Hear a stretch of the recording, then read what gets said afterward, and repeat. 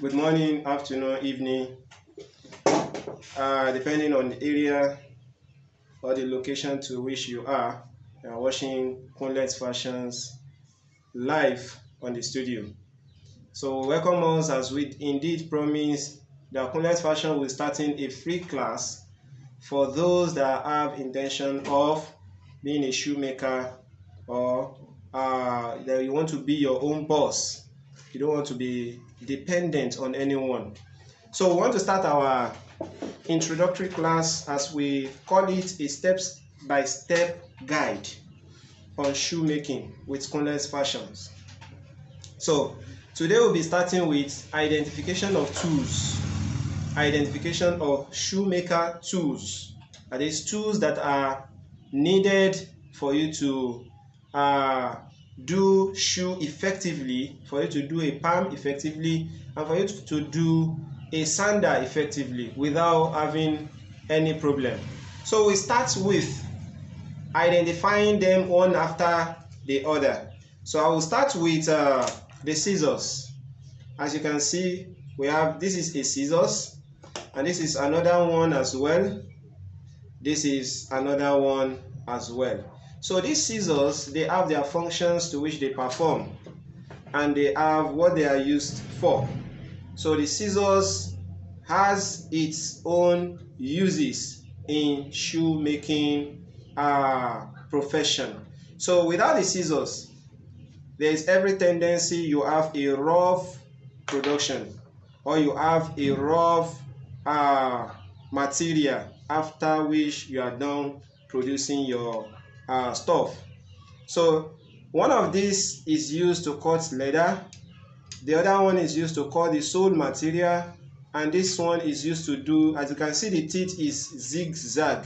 This is used to cut a design, or you want to make a design on leather, we use this to do that. So that is these are part of the uses of the scissors.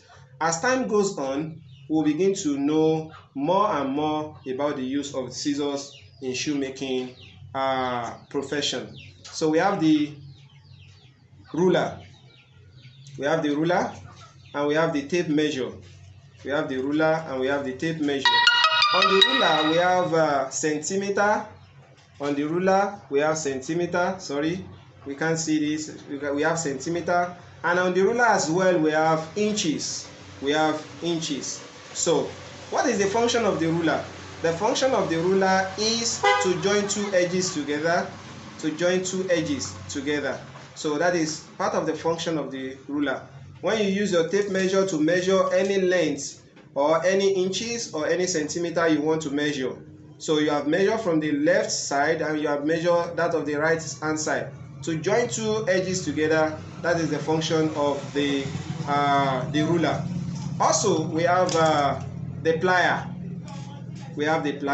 As you can see, we have two different types of plier here. We have more than this, but I only want to show us these two today. So as time goes on, we'll begin to know other types of plier that we have and their uses. So this one I'm showing you today, they have their own uses as well. So as we move on the train, by God's permission, we'll begin to know the use of this material. At the same time, we have the hammer. Hammer is also of different kinds, or is also of different types. So, but this is the only one I want to show us today. So we use the hammer to hit or to eat anything that we want to do on the leather. So with the aid of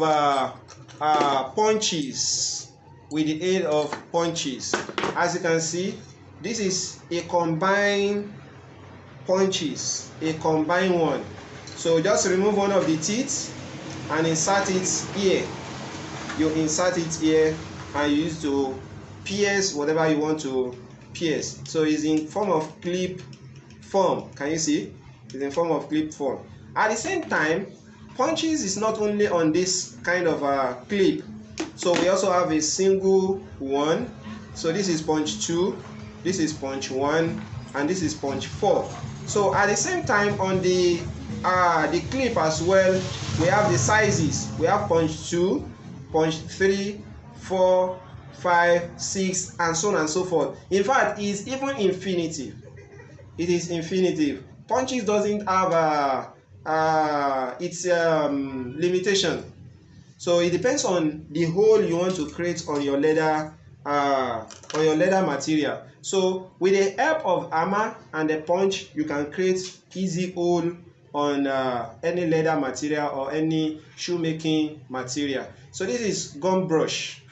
This is gum brush. It is used to pick gum from the container and you apply on the surface of either the leather or any other material in shoemaking profession.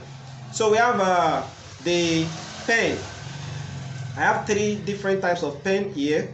So I have the red ball pen, I have the blue ball pen, and at the same time I have this. So this is not too common, but those that are shoemakers, they know this very well. So we call this silver pen, or we call it light pen. Is that we call it silver pen, or we call it a light pen? So if you are measuring or you are marking any leather of blue, black, or any material that has color semblance, so you can use this to mark it. But if you are using a leather that has to do with brown, you can use your red ball pen. And at the same time, the blue can also be used for any leather material or any shoemaking material. So we have this is a knife. At the same time, we can call it a blade. At the same time, we can call it a skiving knife. As you can see, there is a round tool here, so it can be screwed backward. At the same time, it can be screwed forward. So screwing it backward is that you are opening it, so you can now push it out. As you can see, we have the blade out. So we call it skiving knife because it used to maintain balancing on the edges of your leather material and any other shoemaking material. So we have it this way. So why we have this kind, this is always encouraged for shoemakers, is that you don't use blade because it harms the palm. So instead we adopt this, and as we adopt this, when you are not using it, you are not making use of it, you try screw it back and you pull it, you push it in and you tighten it. So when you tighten it, so the essence of that is when little kids get their hands on it, it will not get them wounded. So that is the essence of using this kind of a thing instead of using the blade. Also, we have the knife. We have the knife.